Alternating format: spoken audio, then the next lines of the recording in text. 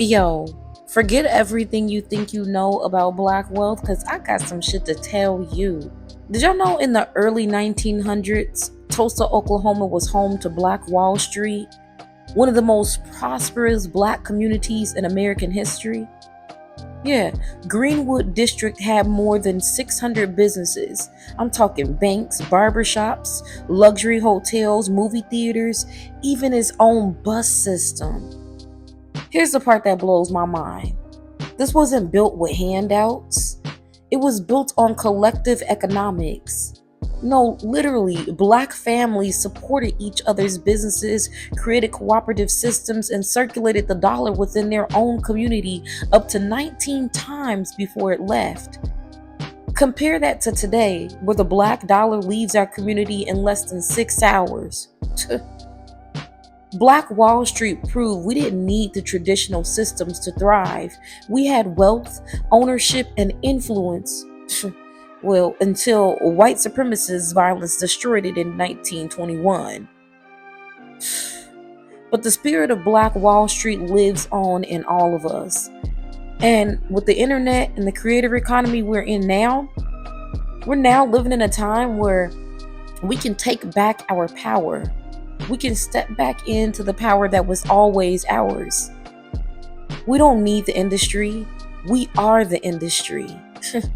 So, Misfits, I'm about to pull some cards for the day.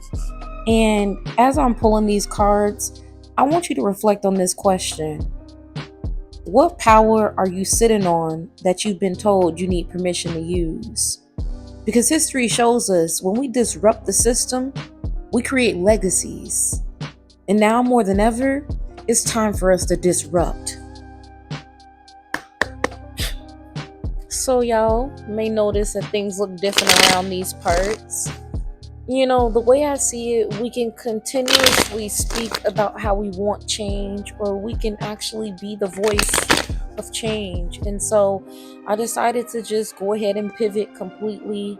And this is where we at, we're not ditching tarot as I thought that we were. We're just integrating it and giving it a more purposeful meaning. Okay, so divine disruption, this is the space where tarot meets truth telling, history, and self-mastery.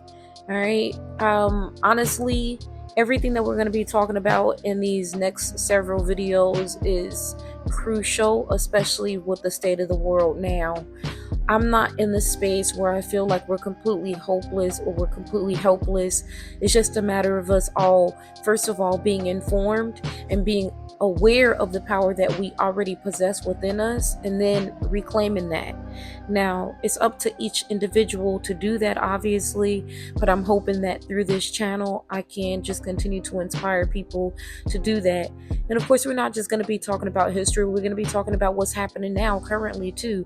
We're going to be exposing things that are happening in the industry too, because I'm so sick and tired of people feeling as if they need the industry or need these systems that we've currently become extremely reliant upon, when these systems weren't built for us. They were built to capitalize off of us. And as a Black woman, it's no better time than now to start expressing how I feel, not just about the way that we've been oppressed, but the way that we forget that, yeah, we may have been oppressed, but that's an option, that's a choice. We can take back our power. So here we are doing just that. I'm gonna pull 3 cards for the day, and this is just going to be a look at how we can transform, okay? Because again, this is way more than tarot. It's revolution. So if you're ready to reclaim your magic, your money, and your influence, well, you in the right place. Don't forget to hit the subscribe button, because it's going to get realer and rawer. Y'all, I know it's not no coincidence that the very 3 cards that came out is the Magician, the King of Swords in reverse, and the Nine of Pentacles upright. Now, y'all know I don't even like to read reversals at all, but when the time permits. So first of all, this is very compelling, this spread in general, because it really plays off of what we were just talking about in regards to Black Wall Street. Black Wall Street wasn't just a place, it was a mindset. It was a community that believed in its own power enough to create wealth, independence, and influence without asking for permission. And that's what made it dangerous to systems that were built on keeping us small. And that's what makes this the perfect story to frame today's reading with: reclaiming our power and influence. Because that's exactly what this is representative of. This magician, which I also interpret as the alchemist, is very powerful in this first position. I feel like the magician reminds us that we are the alchemists of our own reality. We can create anything we want. Every single tool that we need to create abundance, freedom, influence is literally within us already.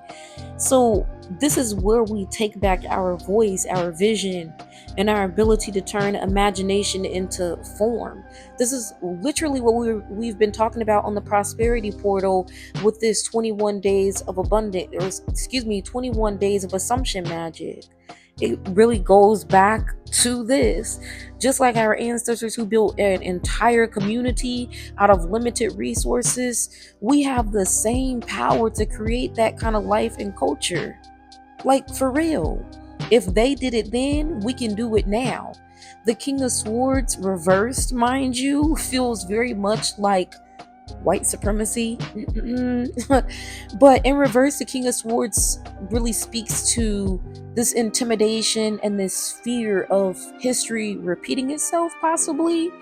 It just feels like a conditioning of our oppression, which I was just speaking about, and how, historically we've built and then it's been burned down. We've built and it's been destroyed.